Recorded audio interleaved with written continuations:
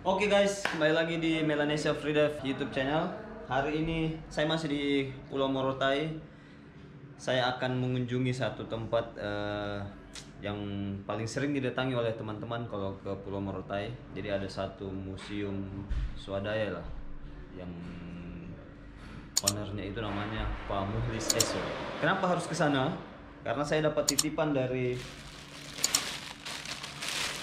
Rikles Makassar. Nah, titipan ini dari Rikles Makassar khusus untuk Pak Muhlis Eso. Jadi saya harus, ini amanah, saya harus langsung bawa ke beliau yang bersangkutan. Oke, mau lihat keseruan kita? Let's go. Sampai jumpa di Muhlis Eso punya rumah.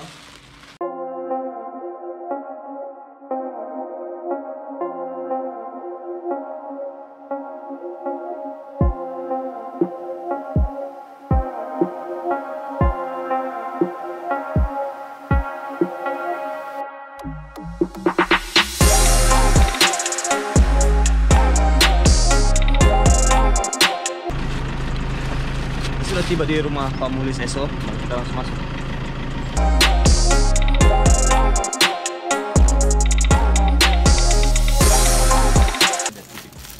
Jaket Pak Muhlis.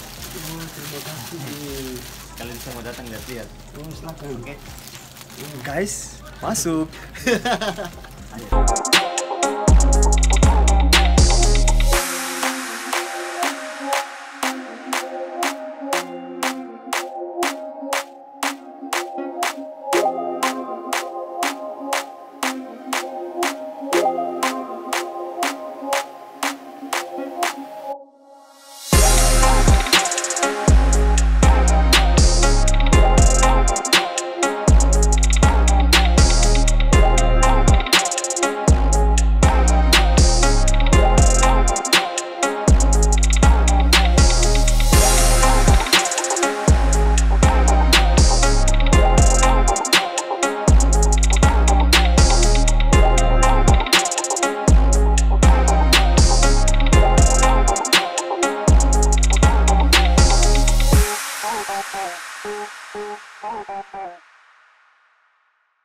Oke, Jabar.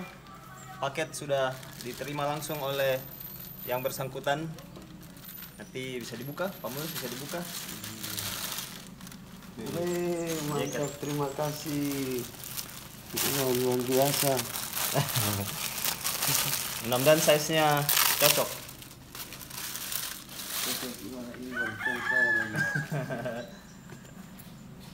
Dan jangan sampai Pak Muhlis lupa dengan dia. Terima kasih. Mantap ya? Mantap. Terima kasih Pak Jabar.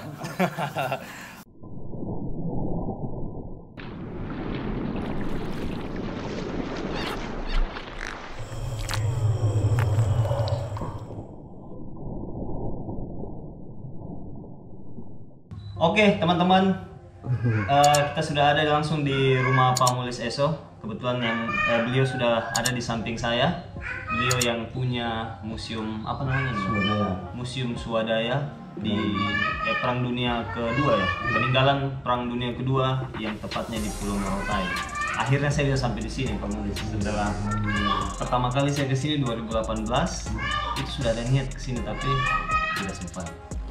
Tahun lalu lagi saya ke sini tidak sempat lagi. Ini saya betul-betul harus usahakan biar bisa datang ketemu langsung. Biasanya lihat di YouTube saja. Alhamdulillah. Kalau ngomong-ngomong ini dari tahun berapa Pak Muhlis? Kalau sebenarnya saat itu kan saya dari umur 10 tahun sudah bisa mencari tentang sisi Perang Dunia. Dan sebenarnya pada saat itu bukan cuma saya. Sekeliling Pulau Morotai itu sudah ada semua. Oh, jadi ini barang-barang semua kebanyakan di sini? Iya, di sini karena di sini salah satu pemutaran film bioskop Dulu? Nah, dulu di sini memang udah punya bangunan seperti batuan yang besar. Itu pemikiran orang yang mau bilang gimana ya, kan selektif alat dari mereka bahwa di dalamnya ada batu emas, mereka bongkar semua itu sebagai tanda bukti habis. Jadi dulu itu di tanahnya Pak Muhlis ini itu kebetulan tempat bioskopnya mereka. Iya. Pantas saja banyak barang-barangnya di sini. Jadi memang tempat ramai. Jadi mulai dari umur 10 tahunan kamu sudah mulai tertarik sama barang-barang peninggalan, akhirnya dikumpul sampai sekarang. Iya. Ini masih ada dalam rangka cari lagi kah atau sudah tidak pernah cari lagi sampai Ya, selama saya masih kuat, saya masih tetap cari dan cari. Karena tujuan saya adalah banyak orang yang selalu bercerita tentang sejarah di Pulau Morotai. Bocah itu cuma wacana hangat di masyarakat. Betul. Tetapi mereka sangat sulit untuk membuktikan. Jadi dalam rangka itu akhirnya Pak Mulis Iya. jaga Barang yang paling baru, benda yang paling terbaru yang Pak Mulis dapat ada nggak? Yang paling terbaru ada di sini, tapi saya ada simpan di dalam kayaknya. Saya belum. Oh ini. Coba lihat guys, barang paling terbaru. Yang terbaru ini. Kalau di YouTube kalian sudah sering lihat dapat Ya, ini, dapat yang ini, dapat paling ini. terbaru ini. Ah, ini paling terbaru. Yang terbaru, ini dia. Dulu kan orang lihat kompas, cuma itu kompas yang, tapi yang paling terbaru ini. Wih, kompas bidik. Ya, paling terbaru ini. Ini yang paling terbaru. Iya. Kan biasanya kan yang dulu kan orang lihat cuma satu, tapi sekarang sudah dua. Jadi ini barang temuan terbarunya Pak Mulis. So ini dilihat kayak oh ini banyak kompas bidik. Iya. Tapi memang sudah tidak bisa dipakai Pak Mulis ya. Kayaknya masih bisa, cuma kan saya tidak mau rubah, kan saya ingin betul, aslinya. betul, Saya tidak betul. mau rubah-rubah biar dia asli. Oke. Ini barang penemuan terbaru Pak Mulis Eso. Beruntung guys kita bisa lihat. Oke, simpan lagi nanti rusak. Bahaya. Oke. Ini kan peninggalan. Kemarin saya lihat itu yang paling viral itu yang cincin. Cincin. Itu yang paling viral ya. Paling viral. Itu kan dulu yang temukan paman saya. Yang mulai sini cincin. Memang paman saya sudah tahu ya mas, cuman kan paman saya juga tidak tega untuk dia menjual karena saya bilang, paman ini cincin ini di dalamnya ada nama, kalau bisa jangan jual. Dan paman saya juga alhamdulillah respon. Dan tapi hanya satu yang saya tunjukkan di mata dunia internasional, bahwa inilah tradisi dan budaya orang Indonesia, terutama orang di Maluku Utara. Orang punya. Jadi Pak Mulis kasih. Ya kasih, cuman saya bilang jangan dirubah lagi, jangan dileburkan. Oh, iya. Tapi saya minta kalau bisa replikanya dipasang di Morotai dan itu di tempat yang di kebun saya di sini. Karena ditemukannya di sini harus dibangun di sini. Ada replikanya? Rencana mau itu kan saya sudah bicarakan ke sana, cuman mereka masih bilang iya nanti kami komunikasi. Oh, maksudnya replika dalam bentuk cincin. Cincin tapi dia harus besar. Oh. Dia harus besar seperti apa? Jadi mau dibikin kayak Miniatur. Terus dipasang di sini. Dipasang di sini. Memang ya kalau banyak orang kan ada juga punya pemikiran yang bukan orang, kalau punya pemikiran yang negatif pasti mereka bilang begini. Begitu punya negara luar, kenapa kita harus tidak? Itu sebagai sandaran dan itulah sejarah. Ya kalau kita menceritakan tentang sejarah tapi kalau tidak ada bukti kan percuma.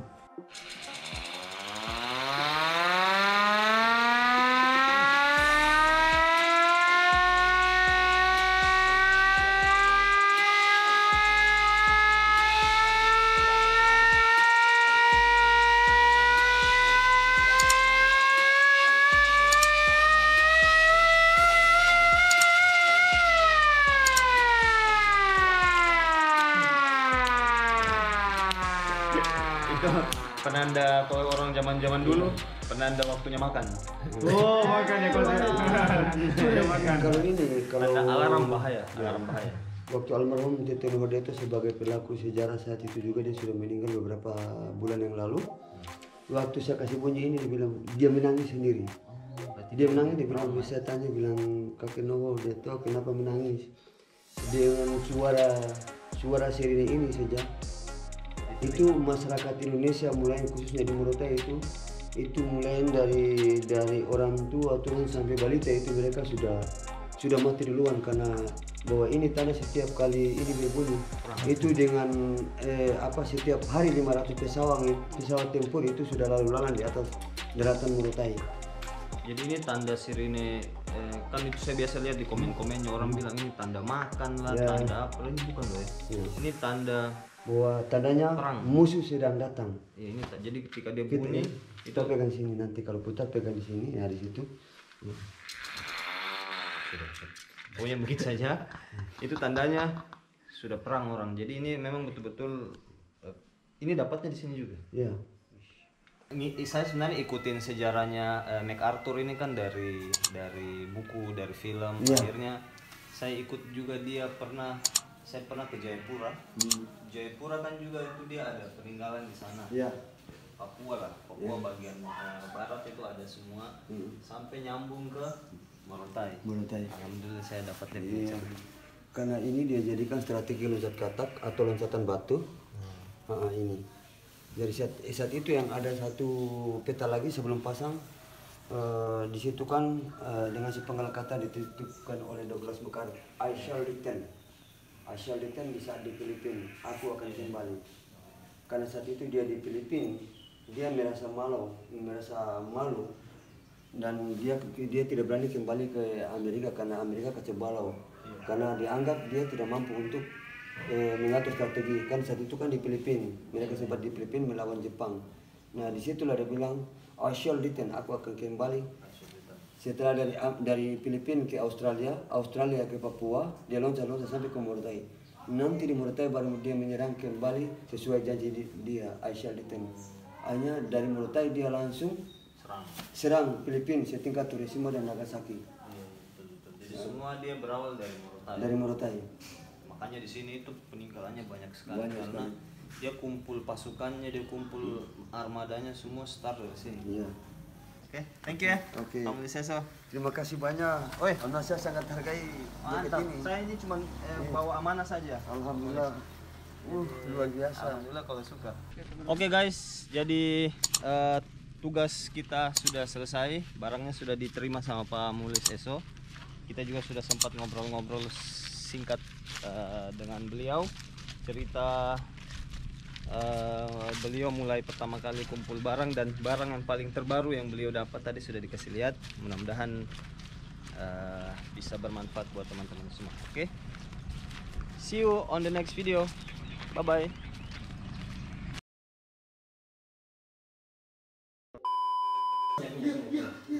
Kapten asli. Siap bro.